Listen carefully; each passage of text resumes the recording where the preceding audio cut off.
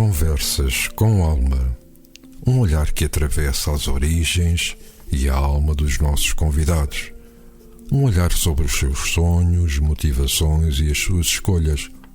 A sua obra, o legado que nos deixam e os caminhos que trilharam. Conversas com Alma. Um programa de Luís Filipe Silva, aqui na RLX Rádio Lisboa e agora também em DO Multimédia.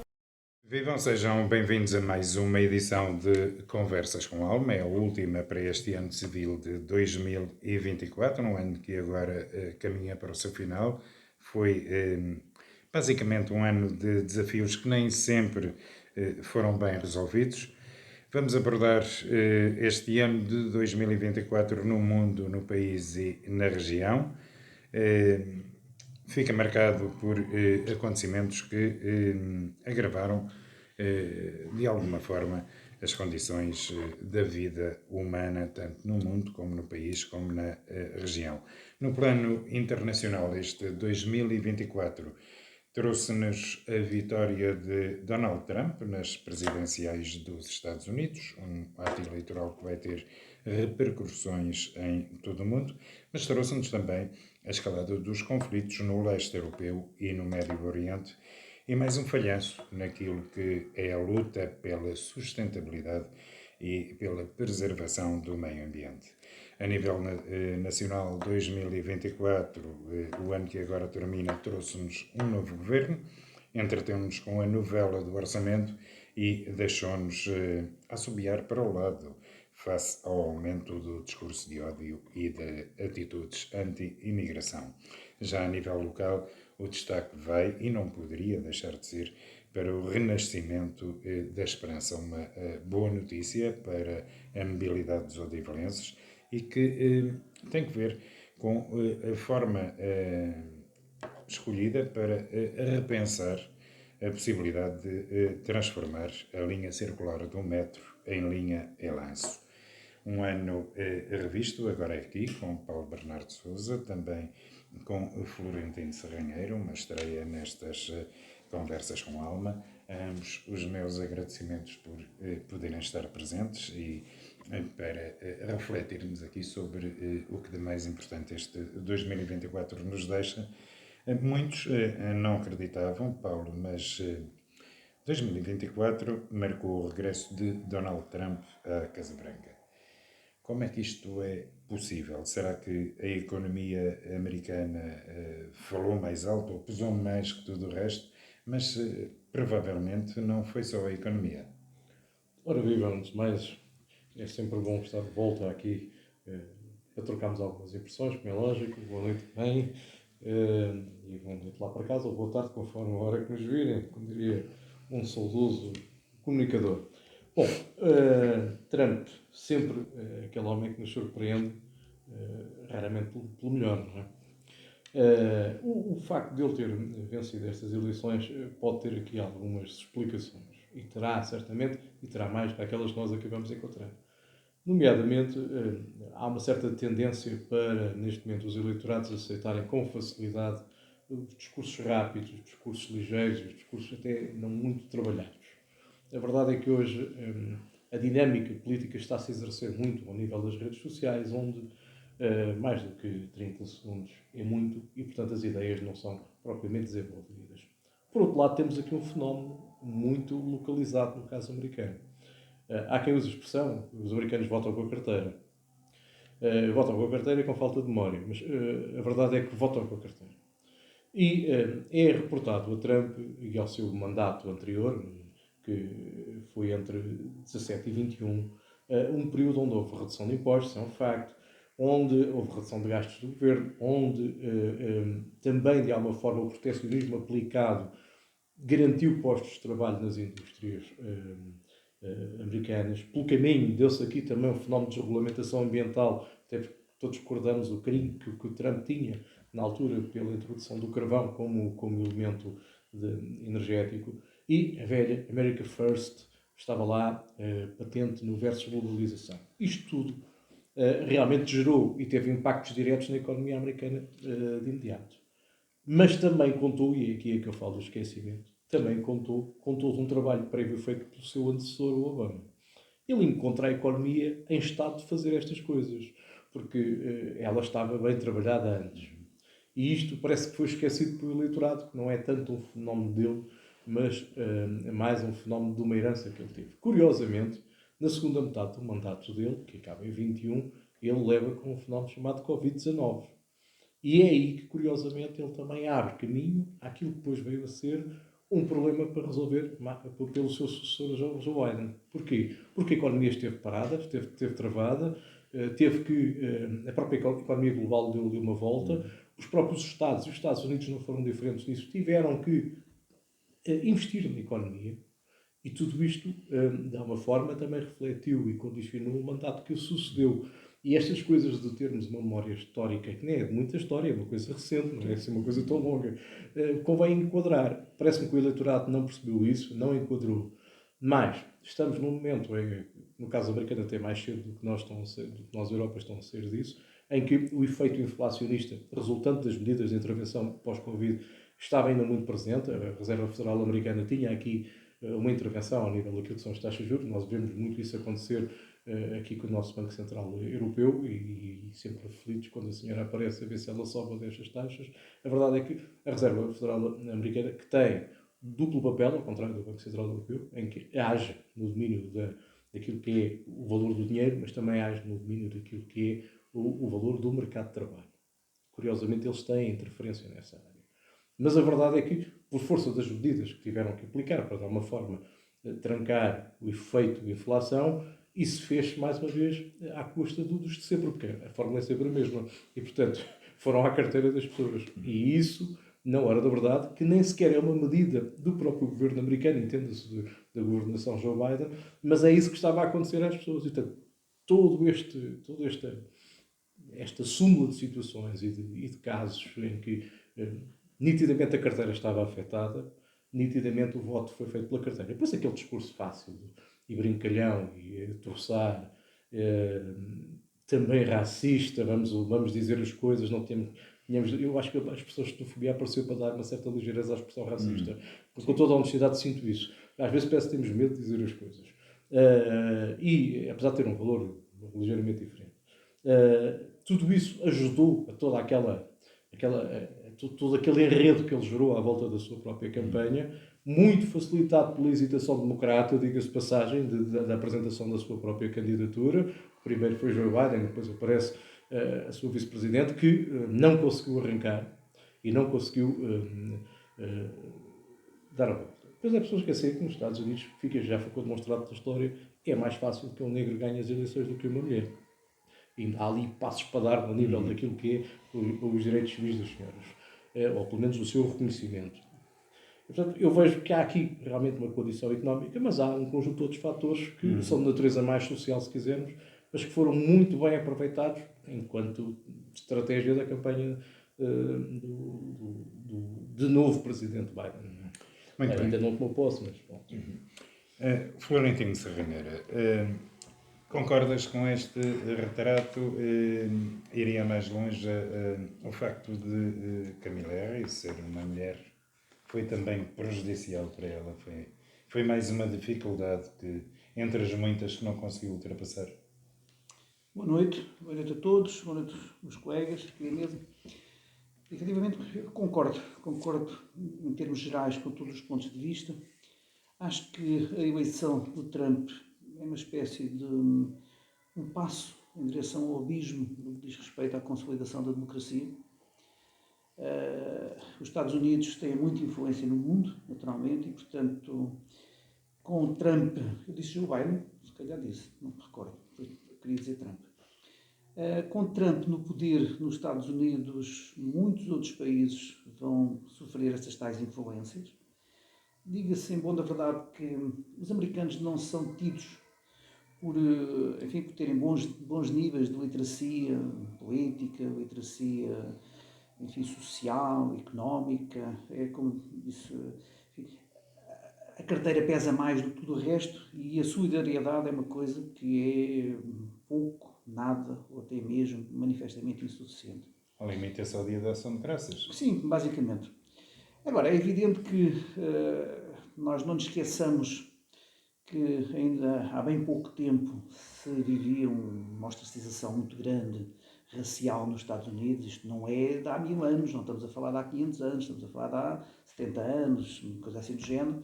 E, portanto, todos esses aspectos ainda estão muito marcantes na política norte-americana.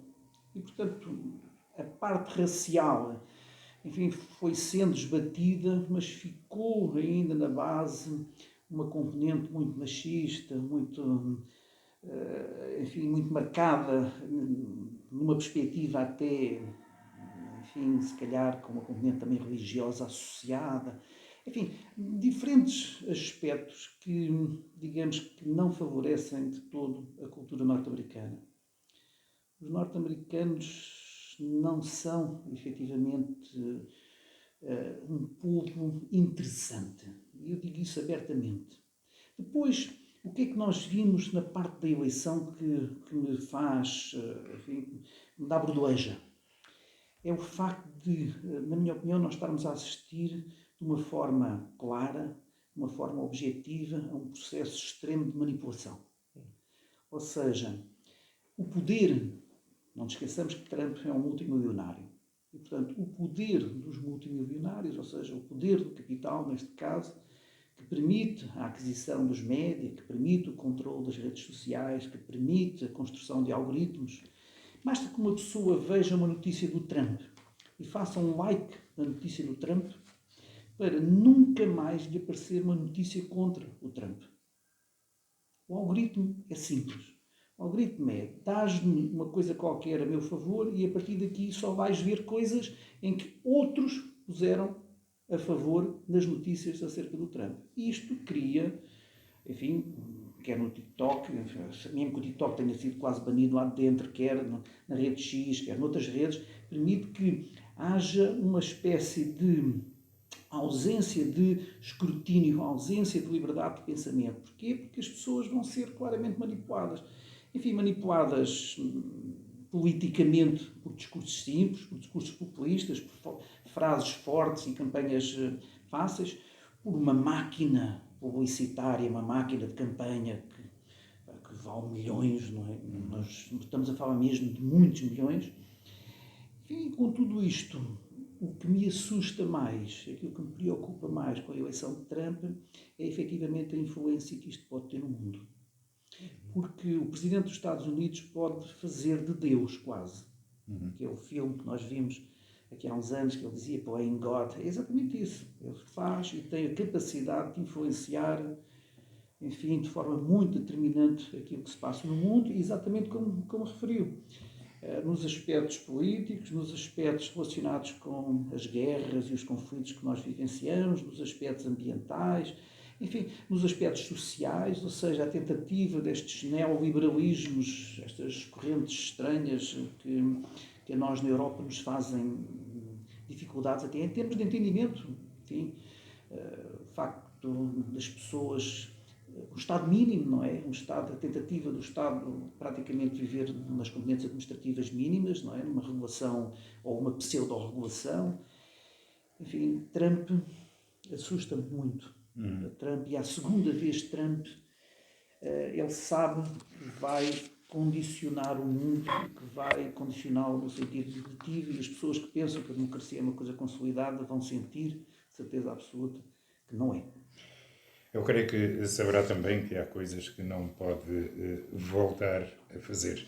Sobretudo quando se agravam os conflitos no leste europeu, também no Médio Oriente, para não falar noutros conflitos de características mais regionais, mas não menos intensos, além das partes beligerantes, quer no leste europeu como no Médio Oriente. Há aqui um paralelismo que tem mais em comum do que aquilo que se possa imaginar. Temos que imputar responsabilidades também à fraqueza dos líderes europeus, sempre a reboque dos Estados Unidos da América, com 2 pesos, 2 medidas, conforme os casos, e isto é que é absolutamente confrangedor, sem dispensarem uma única linha do discurso à paz. Sem dúvida. Isso é algo que me constrange, enfim, tremendamente mesmo. É mais uma das influências que o Trump está a colocar. O Trump, quando, enfim, coloca dificuldades de sobrevivência à NATO, e a NATO é um tratado do Atlântico Norte, repare-se que não é um tratado daquelas zonas do Báltico, enfim, isto depois teria outras perspectivas, mas ao colocar estas dificuldades, leva a que o secretário-geral da NATO venha dizer que é possível retirar verbas à saúde para investir em armamento. Ou seja, essa perspectiva, que é uma perspectiva trauliteira, uma perspectiva, enfim, dos tempos medievais, ou até lá muito mais para trás, que não era expectável existir no século XXI, é aquilo que está em cima da mesa. Vamos investir em armas, vamos armar-nos, ou seja, vamos fazer o nosso castelo maior do que o castelo do vizinho para tentar dissuadir o vizinho de atacar o nosso castelo. Medieval, claro.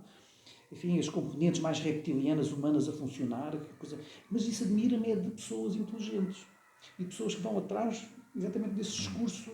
É evidente que os Estados Unidos têm uma indústria de armamento extremamente grande e poderosa, que provavelmente neste momento já se livrou daquelas armas que estavam lá há 30 ou 40 anos e livraram-se delas a preços, enfim, atuais, que foi um excelente negócio para eles. E agora querem continuar a investir e querem continuar a dizer o mundo tem que se armar, nós temos é que estar preparados para a guerra. Quer dizer, é uma linguagem beligerante, uma linguagem que não faz qualquer sentido. As pessoas olharem a defesa da Ucrânia é perfeitamente coerente.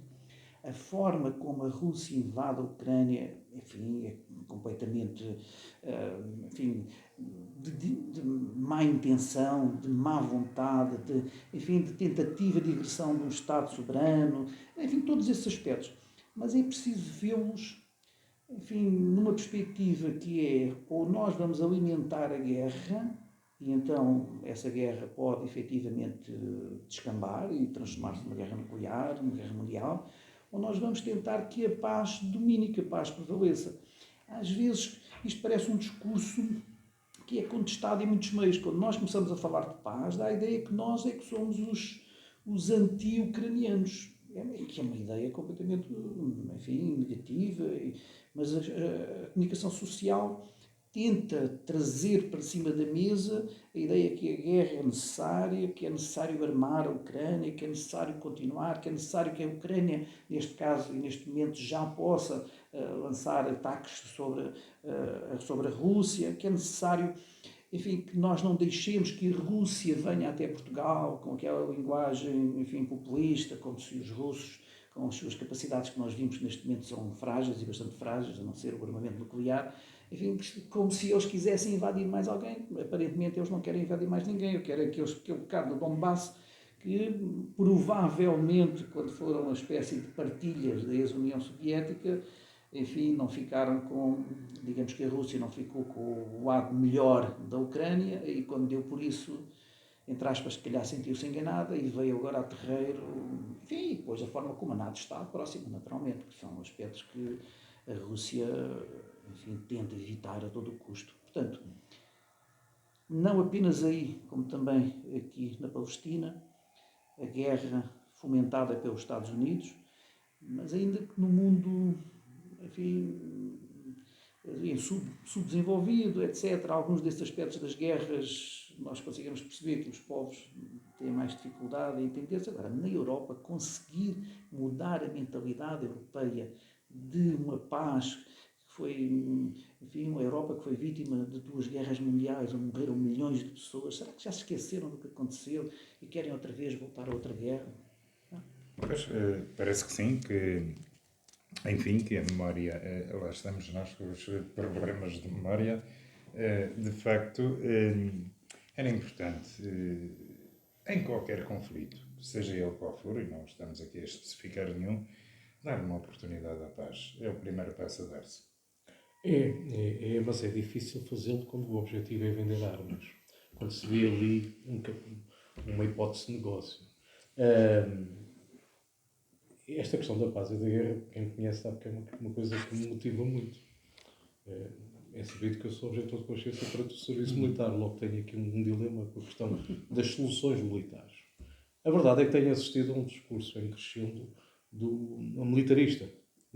Nós até temos um putativo candidato à presidência da República que enche a boca a dizer temos que lá ir. Ninguém enche a boca a dizer haja paz. Aliás, eu vou só fazer aqui um intervalo por uma coisa. Há uma coisa que se tem debatido muito, que é a questão da disciplina de cidadania nas escolas. No capítulo que é da cidadania, que é envolvido às questões da paz, eu continuo a dizer isto, que é muito interessante, como nós conseguimos fazer coisas giras. Temos um manual que os professores que vão dar essa cadeira na componente de paz, que é produzido, imagine-se, pelo Instituto de Defesa Nacional. Portanto, a partir daqui, temos gerações que vão engolir que a velha frase, que se queres paz, prepara-te para a guerra. É precisamente ao contrário. Se queres paz, fala com paz, porque senão há outro caminho. Só matamos a gente pelo caminho. Só arranjamos cadáveres. Da guerra só saem cadáveres. E pior, também saem sobrevivos que ficarão a alimentar os seus ódios. E a gente vê isso com muita facilidade naquilo que são os conflitos do Médio Oriente. A cada tiro que é dado, ganhou-se mais um inimigo. Porquê? Porque as pessoas sentem que perderam algo e sentem vontade de vingança ou de reposição de alguma... E, portanto, a guerra nunca traz nada de construtivo. A história já nos mostrou várias vezes isso. E até o século XX nos mostrou várias vezes também que é possível, mesmo nos grandes conflitos, os homens da paz aparecerem e resolverem as questões. Aliás, é só eles que os resolvem, não são mais ninguém, porque os homens dos tiros o que querem é gastar chumbo e à conta dos corpos de jovens que vão alimentar os conflitos que enchem as carteiras dos mais velhos, ou de alguns mais velhos. E estas coisas têm que ser ditas de vez por todas. A guerra não resolve. A guerra é um problema em si mesmo e tende sempre a agravar os problemas. Não perceber isto é, para mim, muito estranho. Recentemente, os militares fizeram uma coisa que, curiosamente, os partidos de extrema-direita fazem muito, que é utilizar a manipulação com base em sondagens. Como nós sabemos, os institutos de sondagens hoje não são credíveis em lado nenhum, mas mais não são credíveis, mas são ouvidos. E a verdade é que vieram dizer que os jovens europeus, em idade militar, estão disponíveis para o confronto militar com a Rússia. E disseram isto com números. 40% já dizem isto.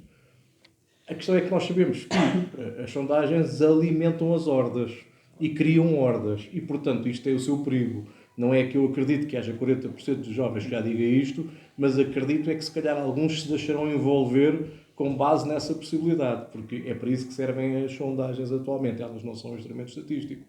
Tiremos lá daí o que eu li, elas são um instrumento de política. Não há político nenhum que não queira ter uma sondagem que não a cumpre.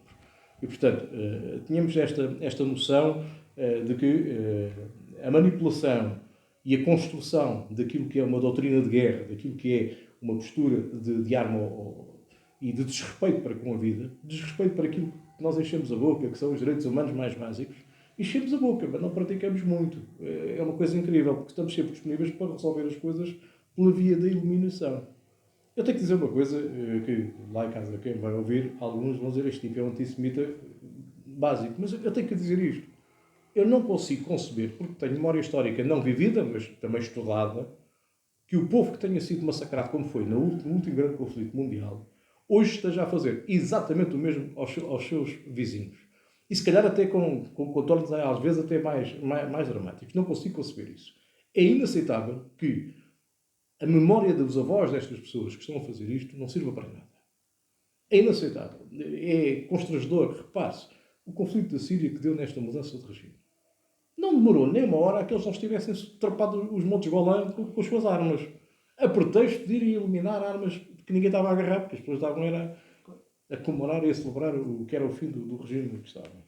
E, portanto, já chega de tolerarmos tudo o que vem dali como sendo bom, porque parece que são os nossos representantes no meio do inferno que queremos criar na Terra. Isso é os tais dois pesos e duas medidas. E que a Europa depois tem este problema, como tem, e penso que era aí que queria chegar, como tem esta dependência da NATO, como tem uma não definição de política de segurança comum, como tem dentro de si já hoje países que são antagónicos quanto à sua visão destas coisas. Repare, se a gente olhar para uma Alemanha e para uma França, eles retraem-se, ou têm-se retraído mais, agora nesta fase já nem tanto, em relação ao uso de armamento e até às ofensivas em território russo na questão do conflito entre a Rússia sobre a Ucrânia. Mas, mais perto, se olharmos para uma Polónia ou para os países bálticos, eles há muito tempo que clamam por ir para os tiros. Porque estão ao lado da guerra. Não percebendo desta gente toda que há aqui, provavelmente, um erro que foi cometido lá nos anos 90, lá na comunidade de Estados Independentes, quando foi a altura da divisão das fronteiras entre a Rússia, e eu também aceito isso como possível. Eles agora tenham percebido que o melhor estava ali e ficou do outro lado. Da mesma forma que a Crimeia também lhes era importante, até porque era uma frente avançada para o mar. Mas, sem prejuízo disso tudo, nós não podemos pensar nestas coisas como um país com a dimensão que temos hoje. Aliás, fizéssemos um esforço histórico que falo-íamos, se calhar, no tempo em que fomos ao Império. Os países de dimensão grande, e que digam os Estados Unidos na crise dos mísseis, quando vêm à porta alguém da sua dimensão, começam a ficar nervosos. Porquê? Porque sentem que a qualquer momento... É um bom exemplo, claro. Exemplo ao contrário, exatamente. E a verdade é que há muito tempo que os russos vinham alertando para a crescente aproximação da NATO às suas fronteiras. Países que nós até costumamos idolatrar, porque são muito cultos, de repente, no meio desta crise, até se associaram à NATO, que eu achei extraordinário. Era o pior momento para o fazer, literalmente, mas foi quando o fizeram. E a questão aqui é ter a NATO à porta. E, portanto, este conflito só se vai resolver quando a NATO perceber que, além da anacrónica, porque até já nem corresponde a nada daquilo para que foi criada, e curiosamente foi criada ante todos os outros, porque também é outra coisa que a gente esquece, é que o Pacto de Varsóvia veio depois. Essa é outra coisa que às vezes também é esquecida quando estamos a ler estas coisas. Mas a verdade é que há muitos anos que a NATO deixou de fazer sentido. Mas a sua existência colocou na Europa um grande descanso do ponto de vista daquilo que é pensar as questões de segurança, na perspectiva de que também lhes criou aqui uma oportunidade, que é a oportunidade de olharmos para a paz mesmo.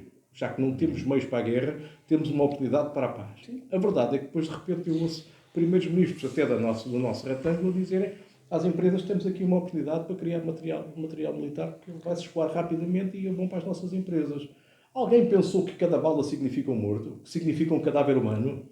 Alguém pensa nisto quando pensa no dinheiro? Está na altura de nos libertarmos daquilo que alguns ao domingo fazem, de enchem a boca com a sua vontade divina de ter um bem na Terra e perceber que ela não acontece assim. Nós não podemos viver bem enquanto for possível um ser humano matar outro. E potenciar isso através da criação de armamento e gerar barões de armamento que precisam de guerras para alimentar a sua negociata, que é aquela que dá mais dinheiro ainda hoje. Repare-se que os negócios da morte são os que dão mais dinheiro. E este é mesmo o que dá mais dinheiro do armamento. E não percebemos que cada guerra serve simplesmente para alimentar a indústria do armamento. Não tem a ver com causas, não tem a ver com nada disto. Acima de tudo tem a ver com o alimentar. Pode ter com causas inicialmente, mas depois a partir daí eles são estimulados. Eu tenho para mim que os Estados Unidos, com a sua capacidade mundial, eu reconheço-a também, tem problemas em aceitar que é uma potência. Não há problemas a fazer isso. É facto, não vale a pena. Tal como a China é uma potência emergente e tal como a Rússia se está a tentar repor outra vez. Mas eu não tenho dúvidas nenhumas que a guerra entre a Rússia e a Ucrânia podia ter morrido no princípio, desculpem. Podia ter morrido no princípio, porque bastava simplesmente que os americanos não tivessem adotado uma postura de venda e de colocação de armamento naquele local e ter tido uma postura de mediador. Mas também espero que não faça como faz no Médio Oriente, que é um mediador com um lado. Exatamente. E estas coisas... Há coisas que mais vale não acontecerem. Pois, mais vale não acontecer. Eu gostava muito que, no caso da Europa, olhassem para... Eu trazia aqui muitos apontamentos sobre a questão de segurança, mas nem vou citá-los. Olhassem para a questão da segurança como uma oportunidade de intervir em favor da paz. É que com a paz é que vem o progresso. Claro que não será o progresso dos militaristas, claro, mas será dos outros. Daqueles que ficam vivos, imagine-se. E que se espera sejam cada vez mais. Muito bem. Noutra área, 2004 foi também mais um ano perdido na luta pela sustentabilidade e preservação do meio ambiente. Ainda há remédio, Paulo, ou já atingimos o ponto de não retorno? Bom, os cientistas dizem que estamos no ponto de não retorno. Compete-nos a nós, se calhar, perceber aquilo que é mesmo importante para nós, porque já que falámos de tanta morte até agora, estarmos a dar cabo do planeta que vai persistir depois de nós, e tínhamos essa dúvida, mas não vai contar connosco, porque nos vai eliminar, porque nós simplesmente o que temos feito desde a Revolução Industrial para cá, é dar cabo do planeta. É estranho assistir aquelas cimeiras, a COP28 em 23 e a COP29 agora em 24, e perceber que sai meio dúzia de nada. Ninguém percebe que a própria economia... Há aqui uma oportunidade de alterar a própria economia, gerando outras dependências. Claro está que eu percebo quando a gente vai tem que necessariamente abdicar daquilo que é energia de origem fóssil. Para quem se alimenta disso hoje é difícil perceber que teria que se transformar, e se calhar até tem meios para isso, no sentido de acompanhar as novas formas de captação de energia, que é aqui que está o cerne da questão. E depois também há aqui uma outra coisa, uma questão também cultural, que é do consumo, que não está a ser devidamente acalculado. Nós hoje consumimos muito mais do que aquilo que precisamos para existir. E nunca mais assumimos isso. Nunca mais assumimos isso. E isso também é um problema. Portanto, nós enquanto indivíduos, e depois há a questão daquilo que são as mega empresas, as megas estruturas de negócio à volta daquilo que são os combustíveis fósseis, que são um problema básico nisto. Claro, se juntamos a isto as questões de desmatação do pulmão do mundo, como a Amazónia ou de outras áreas críticas, estamos a alimentar mais o problema. Nós parece que estamos... Realmente é aquela expressão de há pouco, lá do grande futebolista do Porto, que dizia, na presença do precipício, nós aceleramos e corremos desesperadamente. É isso que estamos a fazer. E quando aparecem moças como a Greta Thunberg e outros jovens que nos vêm dizer vocês estão-nos a hipotecar o futuro, nós olhamos para eles e dizemos, coitadinhos, estes não sabem o que é a vida. Pois não sabem, se calhar não vão saber nunca, porque nós estamos a garantir que eles não consigam tê-la. E isso é um legado pesado. Para quem recebeu o que nós recebemos da geração anterior, nós estamos a fazer muito estrago à geração que vem. E disso devíamos ter vergonha. Muito bem. Florentino Serranheira, de facto, também aqui, na luta pela sustentabilidade e preservação do meio ambiente, 2024 foi um ano perdido. Mais um. Mais um ano perdido. E é um ano perdido que é muito importante. Aparentemente atingiu-se o limite de 1,5 grau médio acima das temperaturas aceitáveis, aquelas que provavelmente teriam retorno. E é crítico nós vermos, e agora retornamos um bocadinho ao Trump, que há pessoas negacionistas, que há indivíduos que negam e que refutam de forma clara, de forma, enfim, com poder de colocar essa informação em cima da mesa, que, enfim, que o planeta aguenta muito mais. Enfim, isto é, enfim, o crescimento económico é algo que é desejável, naturalmente, mas o crescimento económico teria que ser alicerçado num crescimento sustentável. Se nós pensarmos num crescimento económico a qualquer preço, enfim, sem pensar naquilo que são as emissões, sem pensar naquilo que são os recursos finitos, sem nós entrarmos numa reutilização e numa recirculação daquilo que são os bens produzidos, uma reutilização deles, aquilo que hoje em dia se chama, agora faltou-me o nome, desculpa, mas de repente perdi, aquilo que não consigo recordar. No fundo, a sustentabilidade não é uma questão de sustentabilidade, do sistema. mas isto é exatamente um termo. Tem um termo que é um termo técnico. É um termo técnico que, no fundo, nós temos recursos finitos e a utilização dos recursos que produzimos, que retiramos, pode ser vista numa reutilização de novo. Aliás, é aquilo que, por exemplo, neste momento os chineses estão a fazer. Os chineses conseguiram ter, enfim, uma posse de materiais que se designam como minérios de terras raras, a partir de resíduos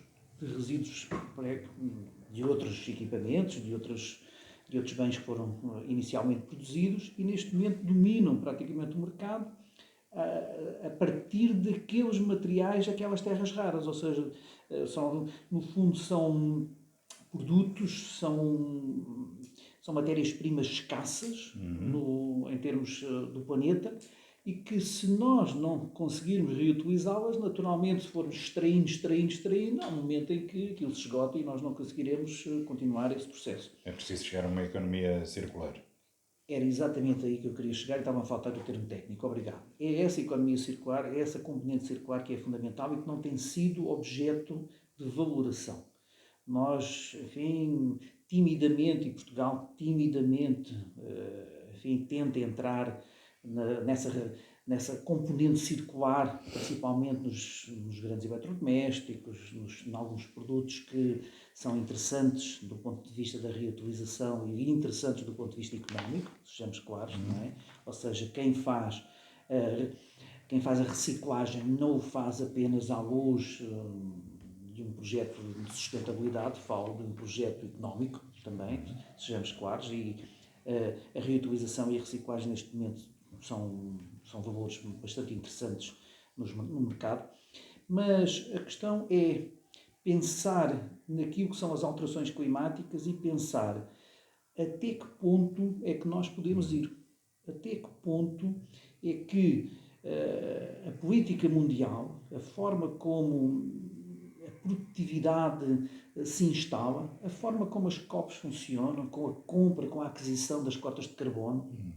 Ou seja, muitas vezes o que se faz é uma política de camuflagem, isto é, os países produzem muito acima das suas cotas de carbono admissíveis, mas vão comprar aos países subdesenvolvidos a sua parte, ou seja, a troco de dinheiro, continuam a produzir, enfim, e vão fazer a média daquilo que eles produzem com outros que não produzem praticamente nada, para que essa média esteja em linha com aquilo que são os objetivos passíveis dessas emissões. Isto é, quer dizer, na minha opinião, é tremendamente negativo para todos nós, tremendamente. Agora, quando falámos aqui, efetivamente, no hipotecar o futuro, é mesmo provável que nós estejamos a hipotecar o futuro. É que é mesmo provável que isso seja verdade. As pessoas podem não acreditar, mas não há apostas, efetivamente, nos transportes, não há apostas na sustentabilidade, como eu disse, da extração versus a reutilização, não há apostas do ponto de vista de perceber, do ponto de vista científico, como é que nós conseguimos substituir, enfim, principalmente os hidrocarbonetos, por materiais menos poluentes, como é que nós podemos fazer apostas, enfim, na energia solar, na energia eólica, na energia hidráulica, aspectos que estão, do ponto de vista científico, mais do que conseguidos, mas que, de certa forma, colidem com os interesses instalados no petróleo.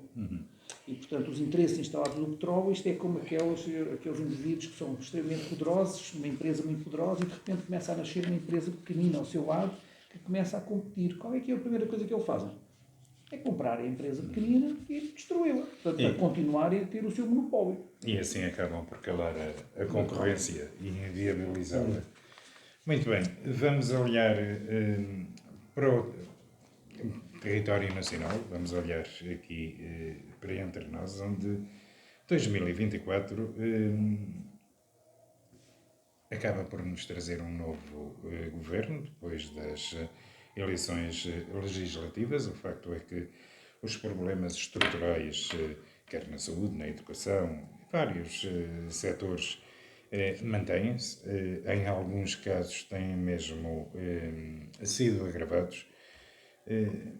Não mudamos nada, digamos que muda o disco e continua a tocar o mesmo? Sim, Portugal infelizmente vive um problema estrutural assente em baixos salários. Basicamente, se nós quiséssemos nós podemos encontrar muitas explicações, naturalmente, mas os baixos salários são um dos aspectos mais negativos. Portanto, é o baixo salário que condiciona muitos desses aspectos da acessibilidade, enfim, à habitação, à saúde, à educação.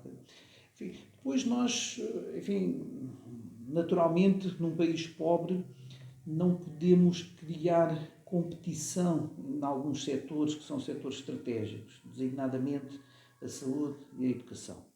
São aspectos muito complexos num país pobre. Um país que, enfim, que se consegue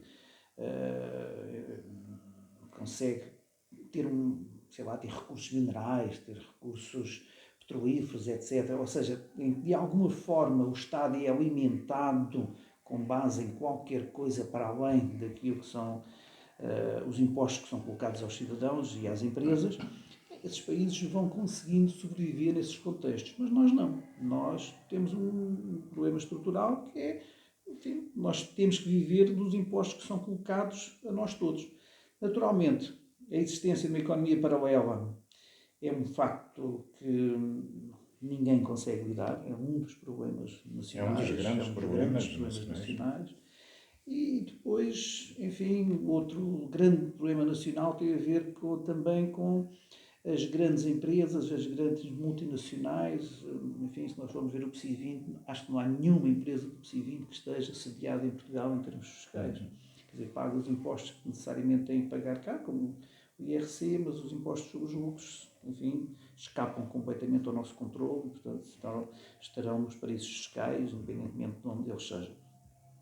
Bom, esta é a visão, como é que eu ia dizer, é a visão mais complexa do que nós conseguimos ver em Portugal. É a visão mais difícil. Depois, quando nós olhamos em termos micro, enfim, nós vimos uma regionalização que deveria ter existido e que não existiu, e vimos uma espécie de uma municipalização a tentar substituir a regionalização, mas a vários tempos. Nós podemos ter o município A, que é vizinho do município B, e no município A nós temos determinados investimentos, sejam eles na educação, na habitação, sociais, etc. E no município B não temos rigorosamente nada.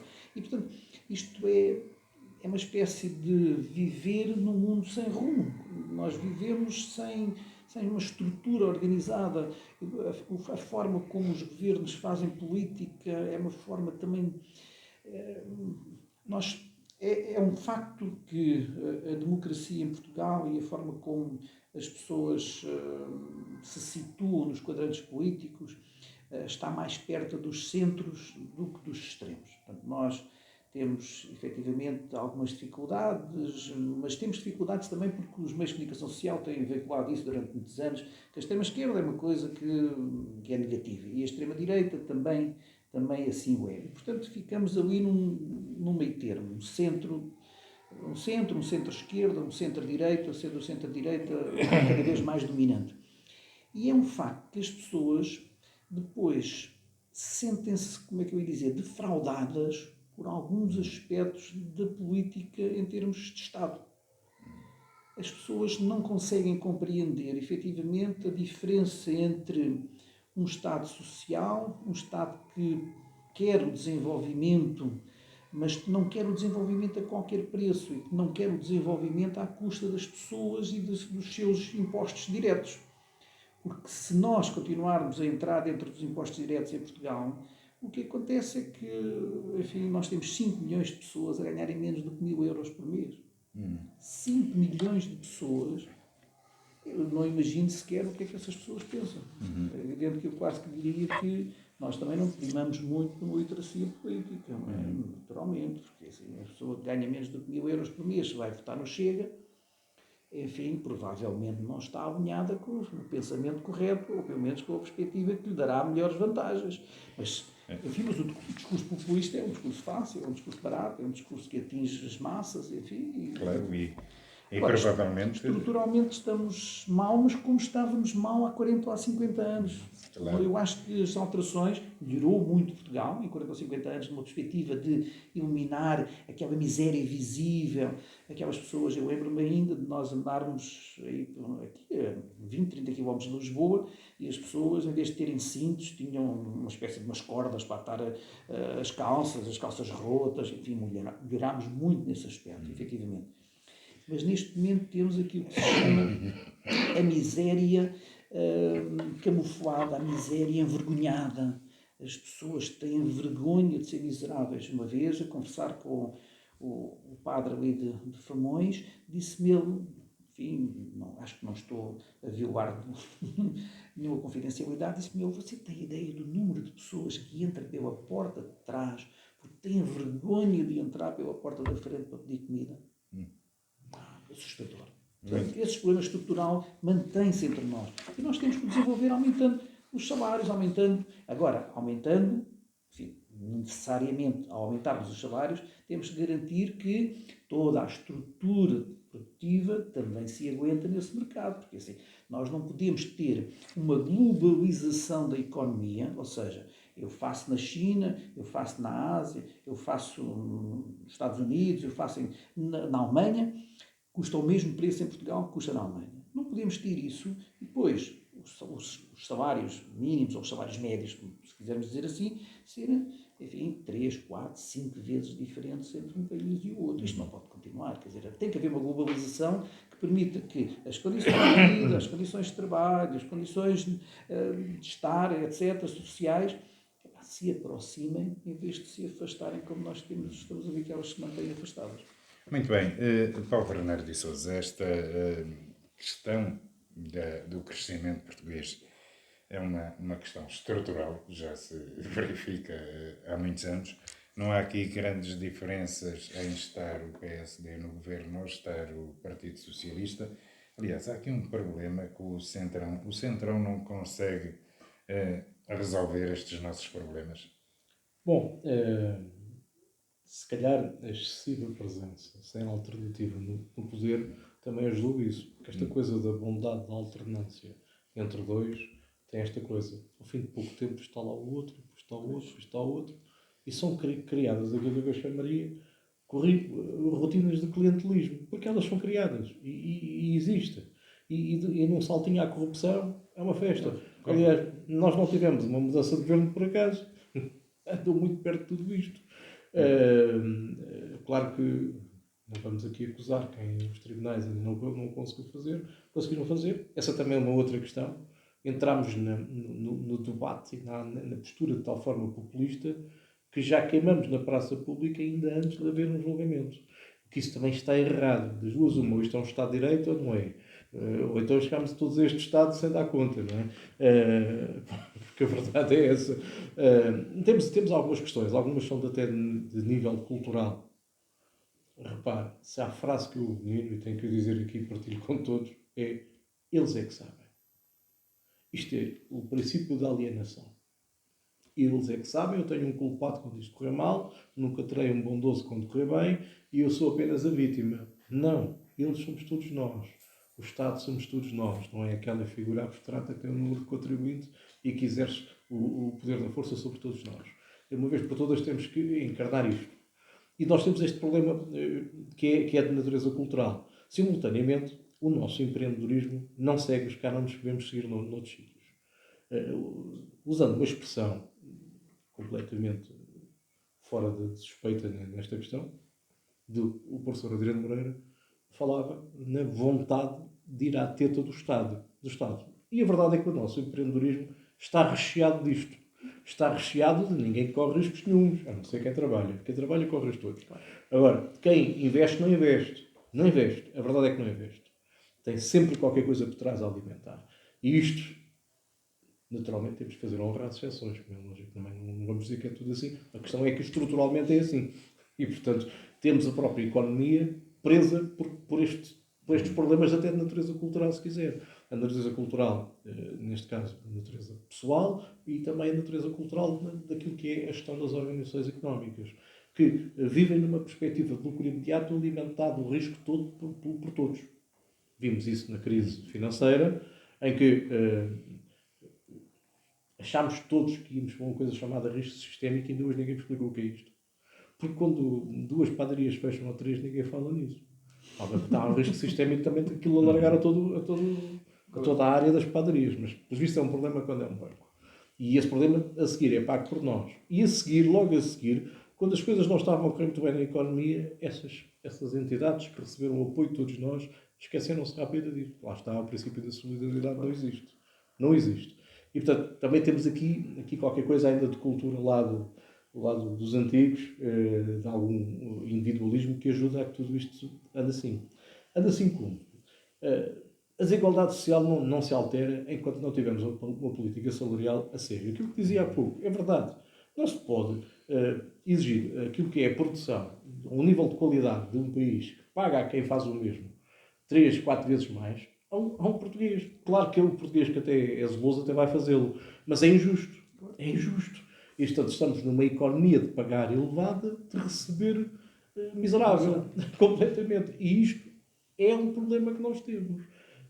Curiosamente, isto já entrou no discurso, particularmente dos últimos 2 governos. Falta agora a praxis.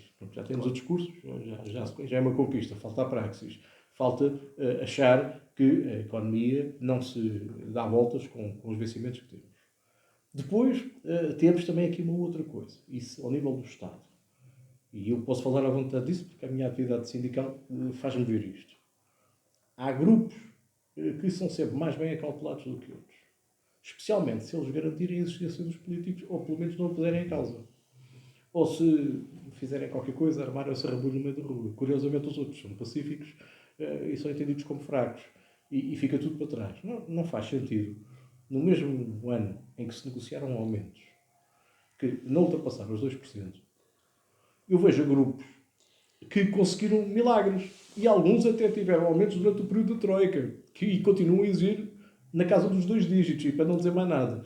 E isto é estranho, este comportamento que até é algo desleal para com os atores económicos, entenda-se os trabalhadores, dividindo-os em castas mais merecíveis de receber melhor que outros, sem prejuízo da diferenciação poder existir, até por causa daquilo que são competências que se exigem, mas a verdade é que há grupos que têm o mesmo nível de competências e que são bastante distinguidos. E não é para melhor. E depois a seguir, ai Virgem Maria, desculpa, que eu até nem sou crente, mas paciência, eu estou a usar, ai Virgem Maria, que eles se metem no avião e vão-se embora. Porquê é que nós devemos fixar os jovens? Que sabem, que é fazer aquilo que sabem, com as competências que têm, basta meterem-se no avião e vão ser reconhecidos do outro lado, do lado de cá nunca serão reconhecidos. Serão escravizados muitas vezes. Aliás, esse é outro domínio em que penso que falaremos um momento mais à frente, que é o domínio da imigração, curiosamente, para trabalho, tem sido apoiado por pessoas que às vezes até ficam assim, mas creio que tu és um tipo que não acreditas nisso. Claro que acredita, porque foi escravos. A questão é essa, porque consegue explorá-los de uma maneira que já não consegue fazer aos portugueses. Ou seja, nós temos aqui um problema que é, nós não criamos condições de igualdade para todos. O tal princípio da igualdade está lá, bem consagrado na Constituição, é muito maltratado na prática. Nós não procuramos dar instrumentos a todos que lhes permita ter um acesso à educação que merecem e que devem ter, que tenham acesso à saúde, que até já nos criou aqui um problema até, se calhar, de alguma integridade territorial, acesso à justiça, acesso a um conjunto de recursos que fazem elevar o ser humano a outro patamar. Nós não estamos nada preocupados. Temos uma Constituição bem escrita, ao nível da Carta Universal dos Direitos do Homem, e que, no final, despreza constantemente os seus cidadãos e aqui é que entramos no domínio do complicado. Basta que alguém apareça a frisar isto, porque é verdade, ainda por cima, com intenções que não são normais, que logo a seguir temos votações loucas. Eu não me esqueço como é que surgiu aquilo que eu chamo gentilmente o Grupo dos 50. Surgiu com este discurso de que os lá de fora têm tudo, não têm, são os desgraçados, mas é que não têm. Mas a verdade é que pintou-se este quadro para dizer vocês não têm, que os outros é que têm. Arranjámos inimigos externos e a coisa resolve-se. Não se resolve. Porque é que se vota neles? Por uma razão simples. Naquilo que é implicado a cada um dos indivíduos, a verdade é que eles têm menos. E quando têm menos já não se preocupam se a explicação é verdadeira ou se é falsa. E isto é terrível, porque a tal iliteracia, também já existe política neste país com muita força, já há alguns tempos em que as discussões políticas eram sérias. Era coisa a sério. Eu lembro desta cidade, eu deixo-me terminar a dizer isto, lembro desta cidade acontecer uma coisa que não via acontecer nunca mais. Era eu adolescente. Era comum haver debates políticos, muitas vezes estimulados pela autarquia, que na altura dominava aqui o conceito, que era Loures, em que há um investimento, há um multimento, há qualquer coisa para fazer novo. Vamos falar com as pessoas. Eu lembro-me disso, que eu participei nessas coisas e era miúdo. E lembro-me que as próprias associações de estudantes tinham uma dinâmica que não era o programa de uma candidatura à Associação de Estudantes, não era para dizer que vão organizar a festa X ou Y, ou vamos à viagem de finalistas. Era para debater os assuntos sérios da sociedade. Nós já tivemos qualquer coisa que nos poderia já estar a levar para outro caminho, pelo menos para a literacia política. Neste momento o que nós temos é isto. É as pessoas a passar-lhes tudo ao lado, e o dia vai passando, e olha, quando chega a hora de votar, fecha os olhos e logo se vê. E é a tentativa de sobrevivência. É também isso, porque fomos conduzidos a essa condição. É. Bom, por aqui o certo é que ainda vamos mantendo essa qualidade no debate, na troca de ideias, nas reflexões que aqui fazemos, embora tenha plena consciência que é como remar contra a maré. Tinha aqui ainda outra questão a nível nacional, mas face ao tempo que temos disponível, vamos já passar para a janela local, até porque 2024 haja algo em que não foi um ano assim tão mau. 2024 fez-nos renascer a esperança para a mobilidade dos odivelenses. Podemos voltar a considerar a possibilidade da linha do metro, a linha amarela, ser em forma de laço em vez de ser circular como estava prevista. Não sendo o ideal, é o possível e mantém a mobilidade dos odrivelenses ao centro da cidade, Paulo? É assim, o ideal seria termos sido ouvidos em tempo útil. Como sabem, eu fui representante do grupo de cidadãos contra o fim da linha amarela e se tivéssemos sido ouvidos em tempo... Ouviram o som, mas não processaram. A questão é essa. Não processaram. Não teríamos chegado a este nível de problema nem de gastos que já houve. Vamos ser honestos. A solução em laço vai ignorar aquele monstro que foi criado no Campo Grande, aquele viaduto. Mas pronto, é uma possibilidade, é um plano B face àquilo à realidade que temos neste momento, que é manter o fecho Estrela Santos Cais do Soré, mas não fechar no Campo Grande. Ou seja, dar à futura linha, não sei que cor é que vão dar, se é amarela ou se é verde, porque isto será uma coisa assim mista, se é pai castanho, dar a possibilidade dela ter crescimento para dois lados. Porque esta possibilidade dela chegar ao Odivelas permite-lhe ela chegar onde tem que chegar. E não andamos com outras histórias que iríamos falar no outro dia. Noutra sessão, certamente, que é de termos carros elétricos substitutos. A outra é a hipótese também de chegar até àquilo que é a linha de Sintra em Benfica. Também faz algum sentido isso acontecer. Não temos uma visão só a pensar em nós. Claro. Nós percebemos, olhamos para esta questão numa perspectiva de ver as necessidades aqui da região de Lisboa. É verdade que durante muito tempo tivemos movimentos, autarquias, freguesias de Lisboa, partidos políticos. Aliás, há uma fotografia que eu voltei a pôr no Facebook, porque tenho muito gosto em que aquilo tenha acontecido. Todos os partidos políticos, à exceção do Partido Socialista, pugnaram para que se travasse aquilo. Aconteceu uma coisa, uma lei da República, que não é tão pequenina quanto isso, que é a Lei do Orçamento de Estado de 2020, foi desrespeitada, porque tinha 2 artigos que proibiam o Governo de avançar com aquilo. Eu sei que o nosso Presidente da República disse, na altura, e até escreveu isso, que aquilo eram recomendações. Eu sempre quero ver quando ele vai receber este ano a Lei do Orçamento de Estado, com a porrada de recomendações que lá estão dentro, porque são de iniciativa dos outros partidos, se vai ter o mesmo comportamento. Eu acho que não quero que ele tenha, mas a verdade é que, por coerência, agora era engraçado vê-lo dizer, não, isso é tudo recomendações, isso foi o Chega que propôs e o PS aceitou, isso foi o PS que fez, não, isso é tudo recomendação, porque a lógica tem que, naquela cabeça, tinha que ser a mesma. Mas isso, eu não desejo mal ao país e, portanto, não vamos por aí, até porque as medidas até são interessantes. Mas a verdade é que tivemos aquela hipótese. Tudo isto sendo grave, porque se avançou contra a lei, sim, então, tivemos aqui marginais a gerir isto, porque os marginais são aquelas pessoas que não cumprem a lei, muitas vezes que reparei. Se calhar estou a ser ofensivo. Mas pronto, para os marginais, claro. Mas a verdade é que avançou-se com a obra e ela está aí. Então, só há aqui uma solução que pode não ser tão gravosa para todos nós, para aquilo que são os odivelenses, que é a solução da linha laço. Odivelas, Campo Grande, Rato, Castro, Alvalade e Campo Grande, Telheiras. Permite ainda então o crescimento numa ponta para Loures e no outro para Benfica. É a solução win-win ainda que é possível. Honra seja feita, tirando estes atores todos, o atual Presidente da Câmara de Lisboa, que até nos seus discursos sobre esta matéria inclui sempre Odivelas e a preocupação com Odivelas, muito estimulado certamente por aquilo que é a configuração da Assembleia Municipal de Lisboa. E recentemente, eu tenho que tirar o chapéu ao Partido Comunista Português e à CDU, que fez passar aqui uma moção na Câmara de Odivelas, que normalmente tem os votos todos, menos daqueles que fizeram a diferença, que finalmente associaram-se a isto. Não sei se por razão de proximidade às eleições autárquicas, eventualmente eu vou armar-me em ingênuo e dizer, não foi isso. Mas a verdade é que tudo isto começa a ter também um suporte político forte. A verdade é que neste momento estamos ainda a aguardar que, na parte do Ministério das Infraestruturas, seja acabado um estudo que foi pedido num sentido de ver qual é a melhor das soluções do ponto de vista económico. Esta é uma visão que me deixa sempre preocupado. Não perceber que o transporte público tem que ver outras coisas além do domínio económico, claro. É perceber pouco disto. É continuarmos a ter carros a subir a calçada de Carris em fila todos os dias. E não perceber porquê.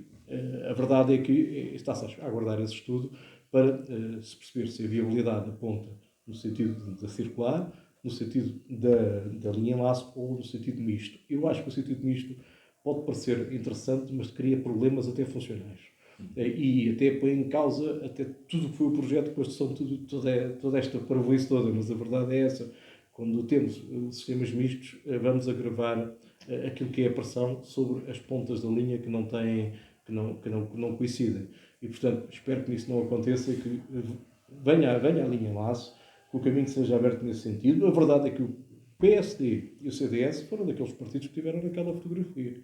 Foram daqueles partidos que também no Parlamento, honra seja feita, com todos os outros que lá estavam, Bloco de Esquerda, Partido Comunista, os Verdes, que ainda estavam nessa altura no Parlamento, e o PAN, na altura, ainda o Chega não estava, ou estava só com...